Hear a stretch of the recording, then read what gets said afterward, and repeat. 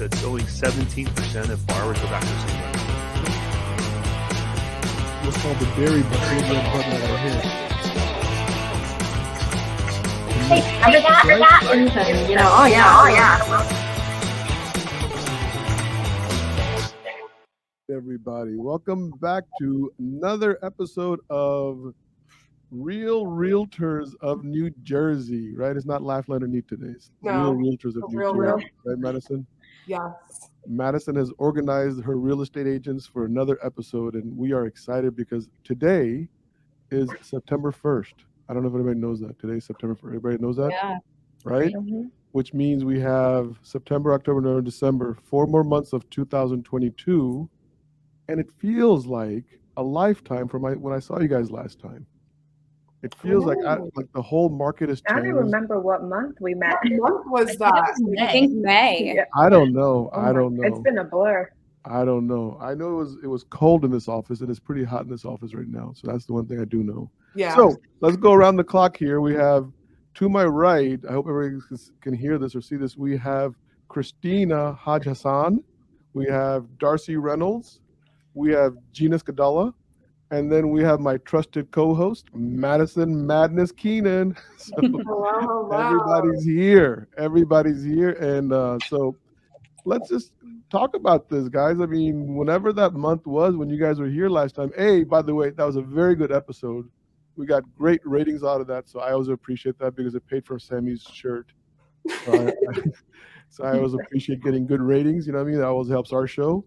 And so that's when we decided, you know what, maybe we should do another episode with these realtors and find out what it looks like going into the end of the year, because obviously there's been the rate increase, right? Mm-hmm. So let's just start this show off. Kristina, how many not how many realtors, how many borrowers, how's the right way to say this, Madison? I don't know where you're going with it. I know, but how many borrowers don't qualify anymore for something they started looking for like 3-4 months ago because the rate went up? I can tell you this. I have this one listing. It's priced correctly. There's nothing wrong with the house. I have had 4 deals on it, and every single deal that fell apart was because of financing. Yeah. It's not easy. I had, just aside from that listing, I had so many buyers that were unable to qualify also. And I know back in May, I was like, oh, I have this many buyers and this and that. And now it's like, okay, well, completely changed. Yeah. So I'm definitely seeing a shift in the amount of buyers that I have. So. And it's basically, I mean, Darcy, are you thinking that this is because of the rates going up? Because look, I mean, I don't know what rates always are because unfortunately I don't do a lot of loans. Madison would be way more ahead of me on but I think last time I saw it a few days ago, it was like 6.25%, 6.5% on a 30-year fixed rate. In fact, I even saw, I think, a 7% coupon on someone's array of notes available. When I saw the 7%, I got shocked. Like it was like a wake-up call for me. Like, hold on, what's going on right now, right? Not just you, buyers all over. So, I mean, what are you seeing with these rates increasing? Are people like shocked, sticker shocked, or do they not qualify? Which one is it? I think there's a slew of challenges, right? But I think one biggie is people are getting pre-approved and pre-qualified, and since the rates have changed so drastically, they're not getting, re-qualified. So they still think the original numbers that they got months back still apply to today and in today's market, and they do not. So I think as real estate agents, something that we've definitely had to make sure of is every single transaction, we have to make sure that they're financially qualified despite the pre-approval letter we're getting, just because things have fluctuated so much. And it's tough. It's really tough to coach, especially first-time buyers, because, they're used to these really all-time low rates. And now they're seeing them increase and thinking this is like the craziest thing ever. And, it's a hard coaching conversation to have for sure. Wow. So one good news for Gina, because Gina, there is good news. There's a silver lining here, right? Last time we talked, gas prices were increasing. They've been decreasing. So I know you drove like 6,000 miles for some one client or something, right? Yeah. I still haven't heard from them, but which I'm not mad about because I've had other things that have been lined up and good. But I've noticed a lot of like new buyers. The first thing they ask is like, is it a good time to still buy? Is it gonna crash? Like, should we wait? But I see the more people are waiting, the worse position they're gonna be in because the rates keep rising. Their purchasing power is going down. So that's what I always tell people: buy now, because we don't know. We can't predict what's gonna happen. Yeah. So, we don't know the crash everybody's saying, but it's just, leveling off to the normal before COVID. So Madness, I mean, you're like the loan officer out of all these people, right? Kind of. So they're the realtors, you're the loan officer, you're the one who qualified these people at a rate, and you're the one who's got to deliver the bad news. That indeed. Well, one thing that I think that I have been emphasizing, and it's something that I've always felt passionate about, but I think that it's hold true and true time and time again. You have to have a relationship with your realtors. As a lender, we have to have those conversations of, hey, if you're going to show your client houses this weekend, send me the properties. Let's run the numbers. Let me take a look and make sure that everything that I've set out for you maybe a month ago still holds true. And it's not to scare the client away from wanting the house because they see the numbers. It's just being realistic, or at least having those conversations. So I'll give you an example. I have a deal right now where the offer was accepted at 10%. All of a sudden, the sellers want to take all of the appliances. There's things that are coming up in inspection that we're requesting, these repair, we want them to give a credit essentially. Like, you're taking everything, the house isn't going to be livable when we move in, and there's issues that need to be resolved. So it was a conversation of, okay, well, how much should the sellers give as a credit, yada, yada. And I was like, why don't we just do this? Why don't we just have the client drop their down payment? They'll still keep that same initial deposit. Now that client can use that extra 2 or 3% that they were putting down on their house to, buy new appliances. And it was a conversation where I called the agent because I was like, look, I don't want to make changes or restructure the loan without at least informing you of what my thought process is, because I've had situations where, we make changes on the loan side because it's for the betterment of the client. It's helping them maybe afford more points to lower the rate. Maybe it's just giving them a cushion after closing. Yeah. And all of a sudden, if I'm not informing that realtor, or that realtor feels like I'm doing something behind their back, it's a lot of miscommunication and things go sideways because now it feels like we're working against each other instead of with each other. So I think that it's super important for realtors and clients to have, a group chat or just constant communication weekly, if not, every other week, just for the realtor's knowledge as well. A lot of my realtors will just reach out, hey, what's the rates looking like? How many realtors actually know what the rates are? Like right now, if I hadn't set some rates, would you guys have known where the rates are? Anybody?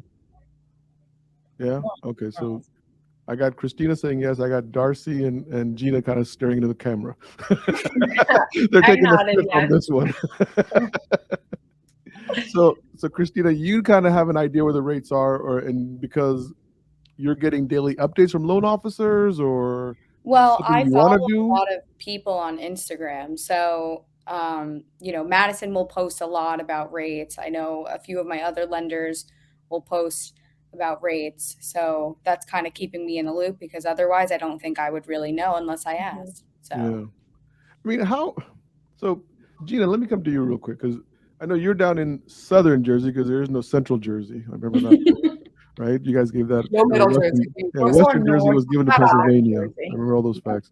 So how important is it for the client to know where the current market rate is? Like, if you have a buyer show up, or a potential buyer, right? And they're like, la, la, la, show me some houses. I'm not pre-approved, but I think I qualify for $350,000. Well, I don't show anybody homes unless they're pre-approved, because just like the clients that were pre-approved and I showed them 100 and they left me. If someone's not pre-approved, I could be showing them a $500,000 home, and they could really only afford like a $300,000 home.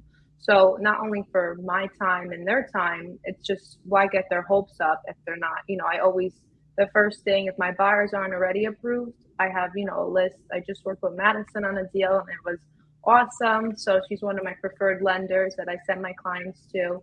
So if they don't have a pre-approval, I send them right to a lender. If not, they're kind of wasting their time and my time, because they might get their hopes up and see a house they like and they can't even touch it because of the rate and everything like that, and their It is purchasing interesting how power. many realtors actually show houses without getting pre-approvals, though.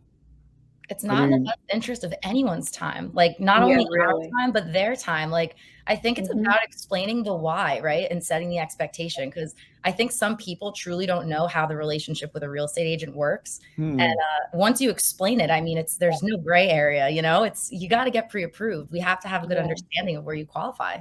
So let's stay with that, Darcy, for a second. Like, let's say they qualify for 350, says that number out, right? Yeah. But you know how borrowers are, right? Like, I know I could do 375 or I could do 380. Can you just show me that how, and I'll come out with the extra $20,000, $30,000 somehow? I mean, as a realtor, how do you respond to that? A lot of, I think, buyers don't understand how the breakdown works. And I'm very into staying in my lane, like any financial question, I always tell them, listen, you got to flush this out with your mortgage lender.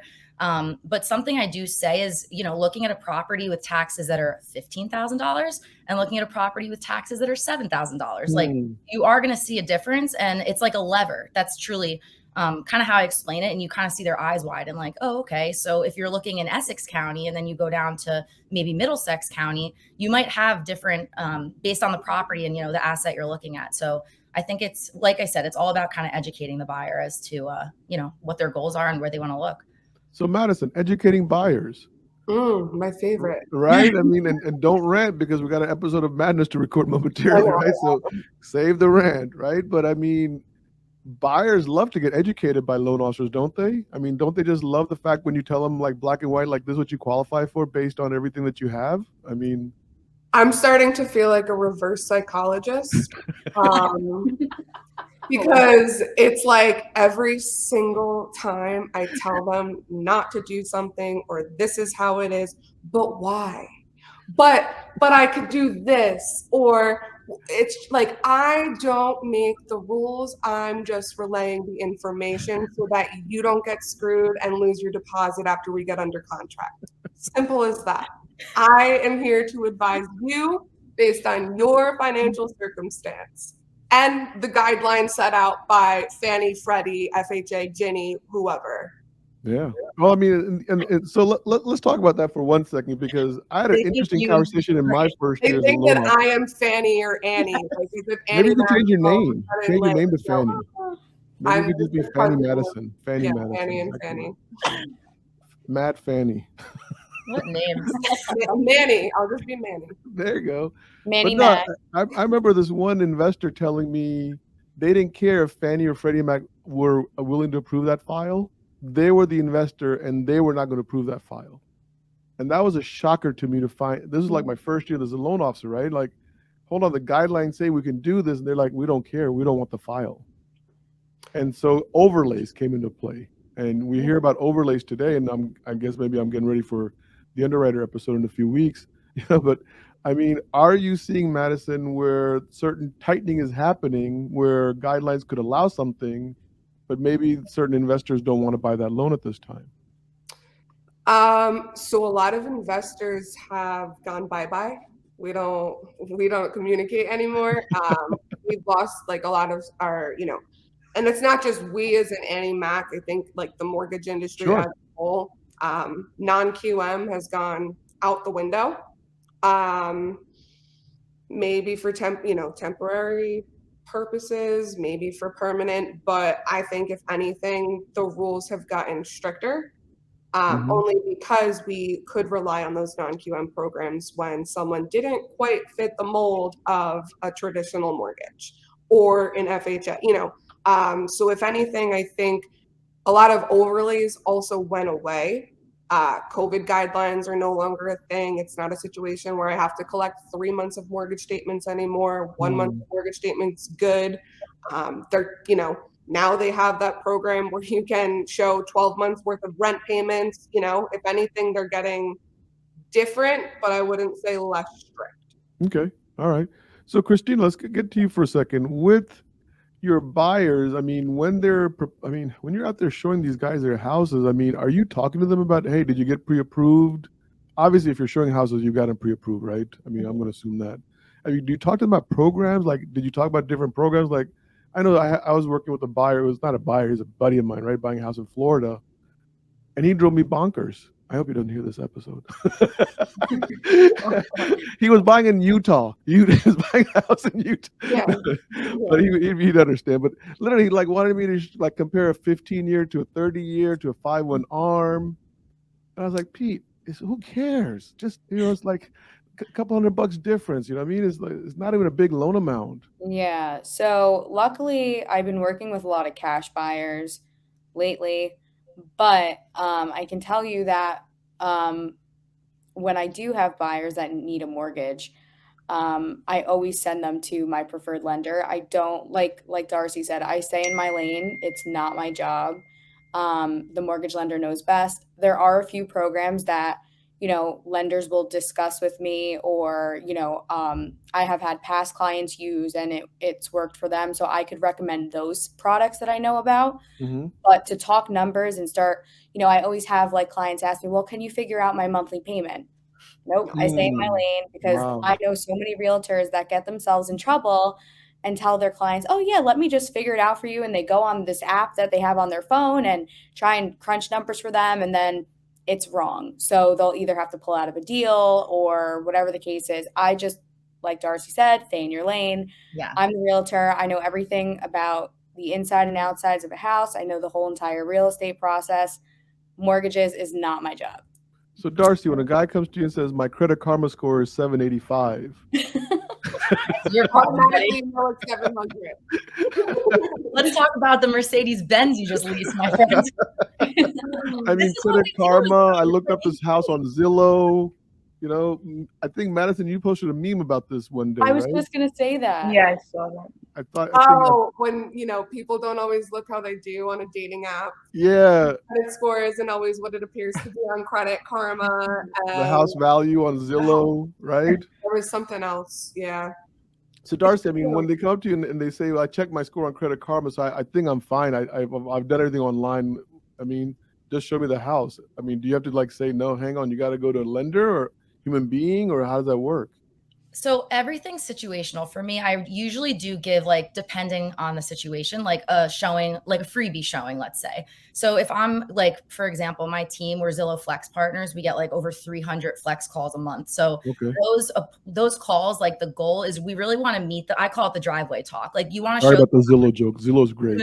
I know that could be a whole other episode, but no, it's like I call it the driveway talk, right? It's like I'll do an appointment, I'll schmooze, build that rapport, but then once it comes to that driveway and we're walking down the front sidewalk, all right, let's talk. Let's talk strategy here. Yeah. So I think that's how I like to approach it. But then that's where like the next like call to action, if you will, if they're not pre-approved, they need to get pre-approved. It's like it's the golden ticket. Like if they want to be competitive in this market, they have to be ready to go. And if they're not pre-approved, one, we know they're not ready to go. But two, we have to kind of figure out, are they qualified? Like, are they financially able to make the purchase? So I don't know. For me, it's a very easy conversation. If you we understand, all of us on this call, the importance. So it's very easy to convey to someone. It's really just their call. And if, they don't want to, they're doing themselves a disservice at this point. Yeah. You used to always drive me crazy with borrowers though. I mean, when I was a full-time LO, that they would just literally want me to approve them for a higher loan amount. Like I was like, I can't do it. And then they're like, well, my cousin got the same thing. I thought we had the, maybe your cousin makes more money. I don't know, man. Go talk to him. And they almost wanted to blame the mortgage lender. Like it's your fault that you're not qualifying me for a higher loan amount. Yeah. And, like you said, I mean, what about the Mercedes Benz payment you just took out a week ago? And maybe you should have got that after you got the house. I don't know. But I mean, Gina, in your area, let's switch to inventory now, right? Because I think last time you guys were here, whatever month, I don't know, we can look up what month that was, but there was absolutely no inventory. Multiple contracts, multiple offers, escalation clauses, blah, blah, blah, no appraisals, no inspections. Yeah. I'll take the funky wallpaper and won't look behind the wall kind of stuff, right? We talked about all that last time. Is that still the same, Gina, or is things changing? I mean, in my area, in certain neighborhoods and areas where first-time home buyers are still targeting like certain parts of the town, like for example, like Toms River is a big area. A lot of people, if it's priced correctly, like I have a lot of listings, a few, I have some coming up, and if it's priced correctly, you're going to get that crowd still, and you're going to get hopefully 1 or 2 or 3 offers. But I don't think it's as crazy as it was. But then again, like one of my listings just went 50 over. It just closed, and I did not expect it. I thought it was going to be one, and we're going to have a price reduction, and like we priced it correctly, and then we had everybody like it's just the area. It depends on the location is the major thing right now. You know, some are sitting on the market even in the right location because it's overpriced. So, you know, you have to really be careful how you price things, and that will, you know, give the reaction of the buyers. So what? How? I mean, if you have listings, and we all can talk about this, how do you guys work with the seller's expectations? We've been kind of talking about the borrowers, right, and the buyers, but you are dealing with sellers now who said, "Well, gosh, that guy down the street sold his house for $100,000 more last year. You're telling me I can only list this for X amount?" And I mean, that's got to be a heck of a conversation, right, Kristina? Yeah, I mean, I'm dealing with this right now on the listing where I lost 4 deals because of financing. You know, it's really, really important to know your market and stand firm in what, because again, this is your job. This is my job. I do this for a living. So, great example, the house down the street from my listing, one of my listings, sold for 110,000 over. And unfortunately, my clients kind of missed the time to list, like relist before the rates went up because we were in all these contracts. So as soon as we just canceled our last contract, which was about 3 weeks ago, the market was dead. It's like midsummer, like end of summer, you know, everyone's trying to go on vacation, get their last minute, you know, hurrah in before the kids go back to school. And, you know, obviously having the conversation with them, like, listen, I think we need to do a price reduction is definitely not the easiest. But I feel like they hired you for a reason because they know that you're the professional. So I just sit down with them. I'll do anything that it takes. And I just tell them, listen, you know, this house, you know, I go into specs, I go into the age of the certain things in the property. So it really, you know, you have to know the area. I think that's number one. And number two, you just have to be firm because, you know, if you just let your client stomp all over you, you're never going to sell that house. And you just have to say, listen, we can let it. And I give them time frames like September 1st. I told them last week, September 1st, if we do not have an offer in hand, we are doing a $30,000 price reduction. And they agreed and we're doing it. So, you know, you just have to be, like I said, firm in what you believe in, because again, you're the professional, and it's a tough conversation to have because they don't understand how much the market has changed in the past few months, especially compared to last year. But you have to have these conversations if you want to get your inventory moving, and hopefully I sell that house soon. So Is there more houses coming on the market, Darcy? Are there more houses that are available, more inventory than there was just 6 months ago, or still the same?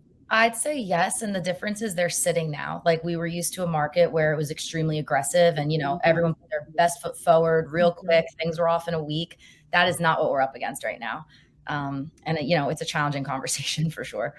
Yeah. I remember in 95, 96, and nobody tell me when the date Year I was born. I know, don't do that shit again to me, okay? Sorry. Like no house was selling. Literally, a house could sit on the market for a year and a half.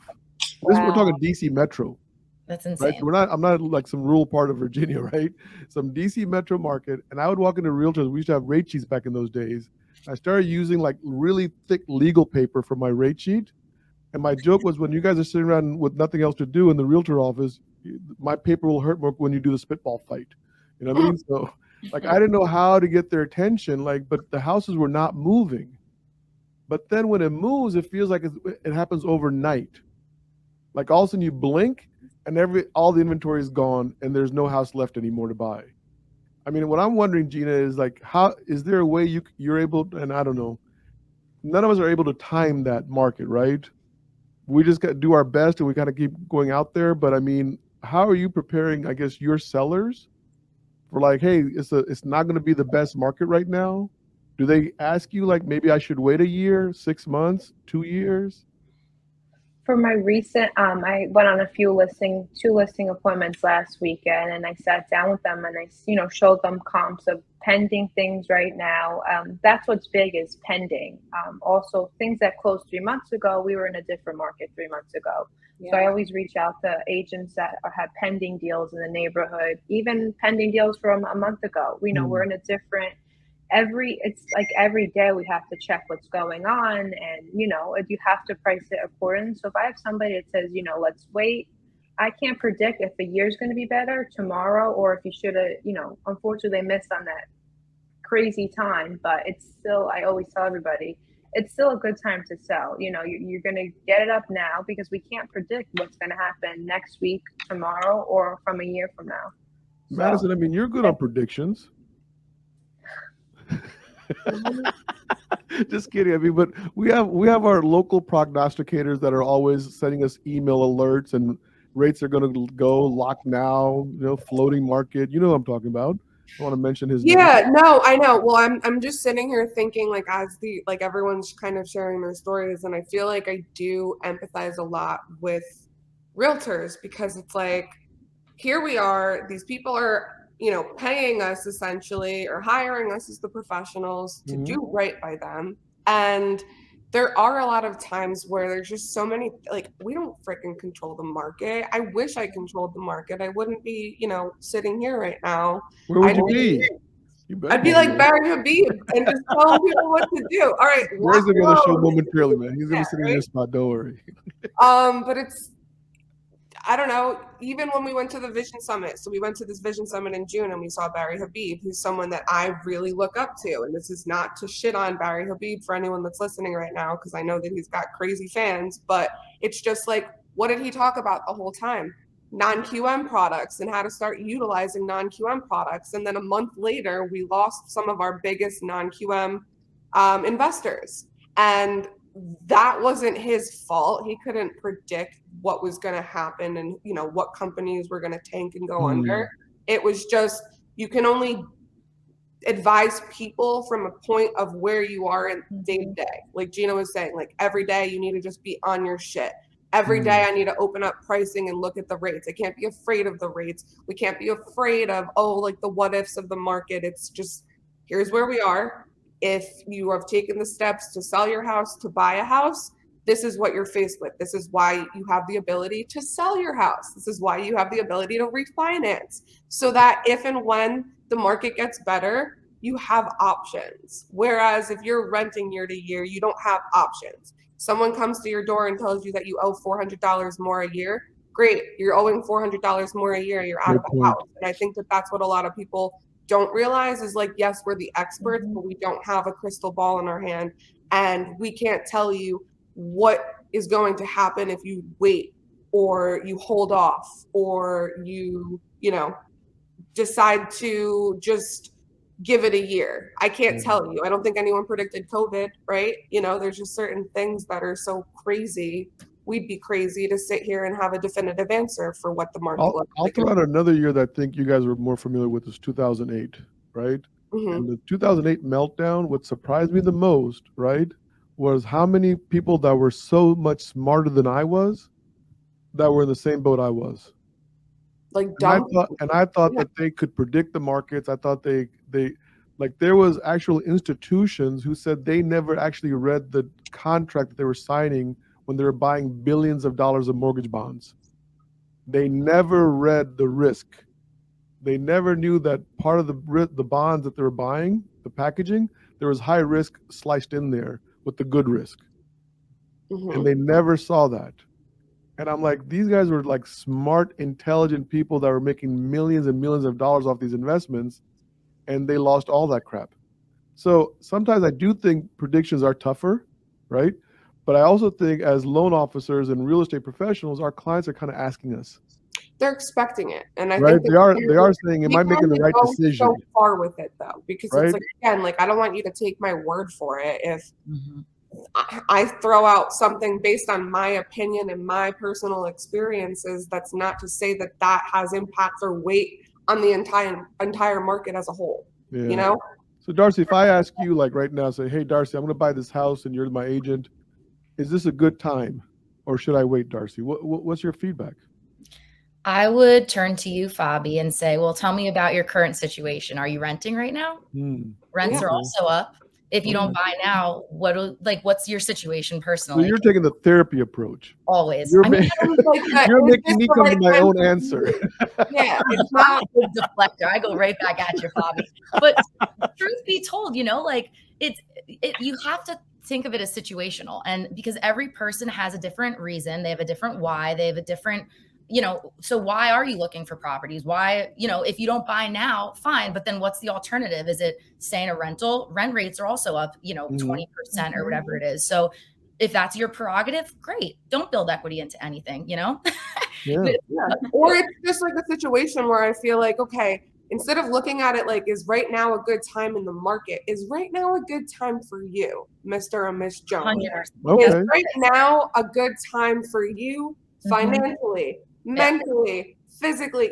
There's a lot of shit that goes into this process. You got to move. You have to pack up your house if you're selling your house right now. You have to be okay with, shelling out a lot of money. Do you have emergency funds saved over? Because God knows that when you buy this house, unless you're buying brand new construction, something eventually is going to. By the way, even if you buy new construction, you know what I mean?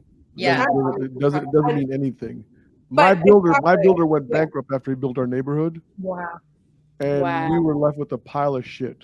Yeah. You know what I mean? So, It was okay, just I've even heard more that a lot, proof in the yeah. pudding right there. So it's like, okay, is right now a good time for you? Like whatever's going on in the market, we can't control that anyway. Like, let's look at your financial situation. Let's look at your specific So what you situation. guys are saying is, I mean, I'm going to assume you guys are all agreeing with Madison here, spearheading, and then Darcy leading the pack here with the therapy. No, I love it. She's I'm like here in the I mean, so what you guys are saying is basically you guys are going to take it to the grassroots level of where are you in this whole process?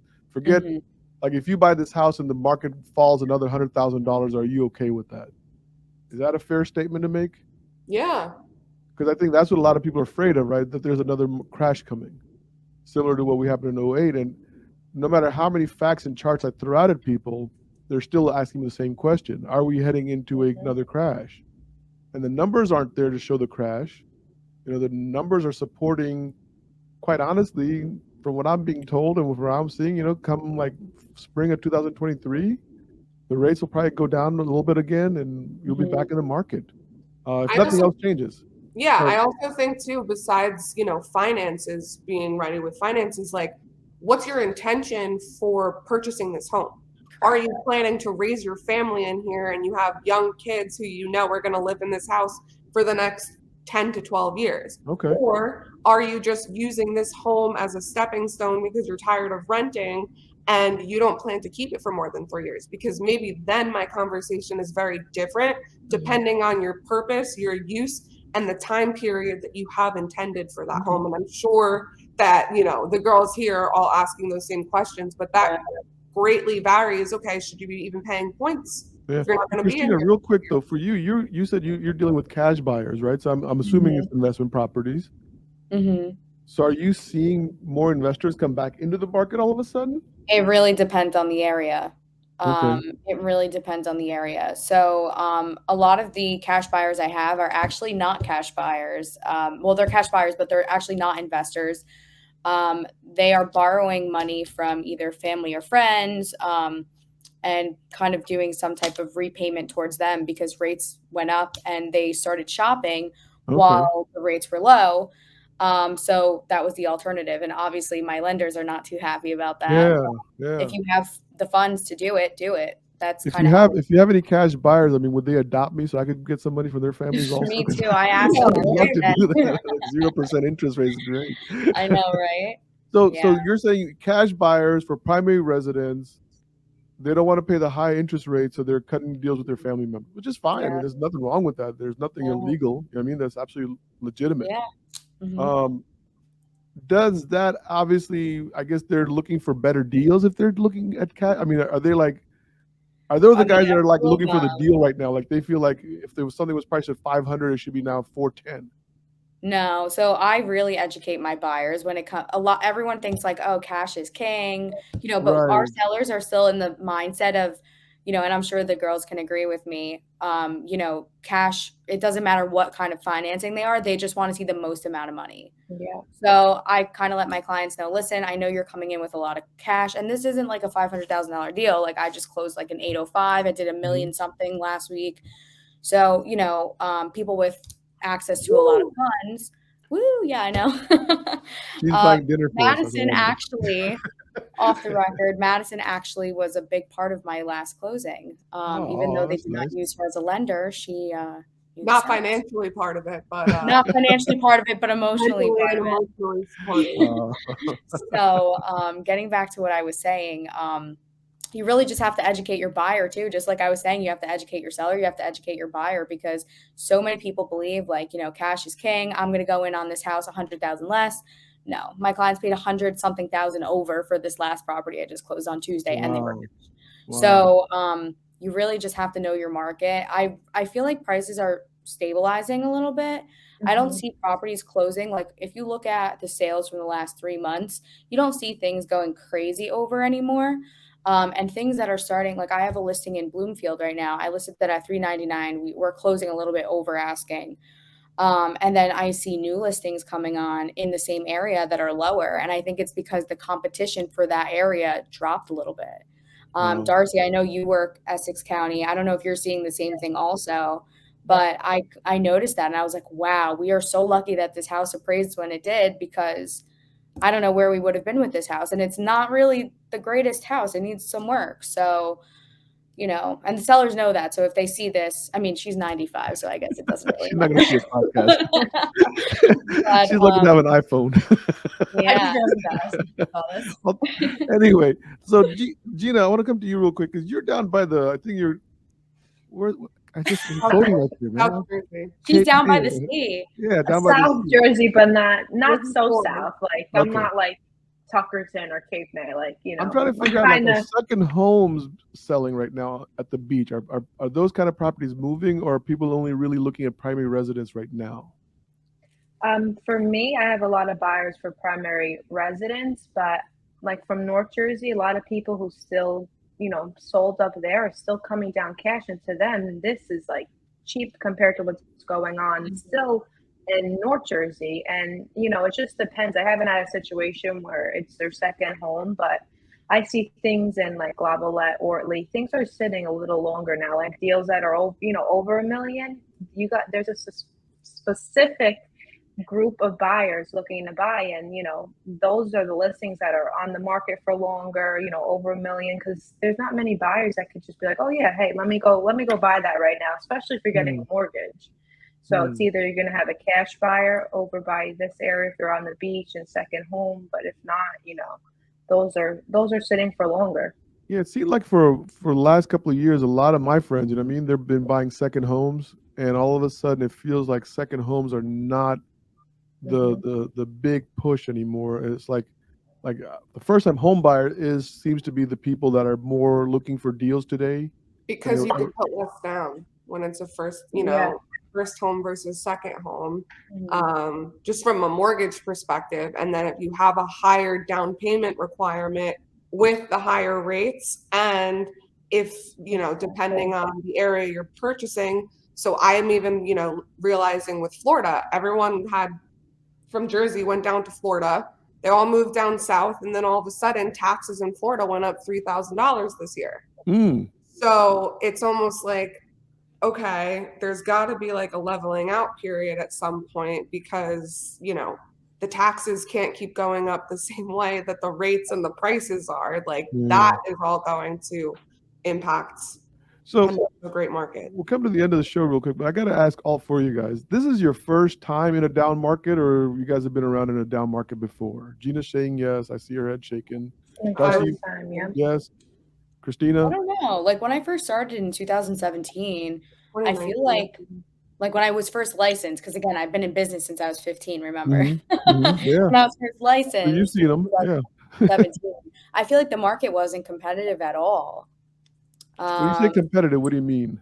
Like I used to get houses accepted like 30, 40, 50,000 under asking. Okay. FHA, 3.5% down. And that was all I was working with my first year. Right. So I'm very shocked. Very shocked. But I mean, I wouldn't consider that a down market. I would just say it was less competitive. This is a down market. Yeah, well, I think what So I then, want to say is like I would consider that a 2017, down market. Definitely. we were still climbing upward. Yeah, Like the exactly. engine was still moving forward. You know, we're coming out of that 2008. So for 4 years up to about 2012, nothing moved, and all of a sudden everything started moving. And 2017 was one of those years where my we were like first time. moving. But this is where I'm like seeing that, okay, we reached a pinnacle last whatever year, that month, I have no idea, right? And then now we're like coming back down to levels where maybe we get into what's I would call a normal market. Is that what we're seeing, Darcy? Like maybe, I know you've not experienced this before, but I mean, is this the norm that you're okay with, or is this a norm that you're not okay with as a real estate agent?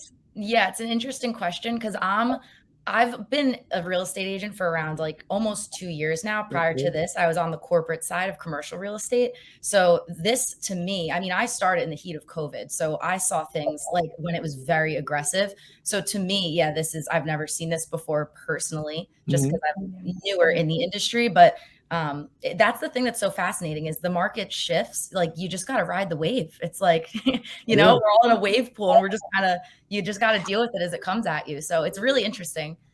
Yeah. I mean, the commercial real estate took a huge hit during COVID. Yeah.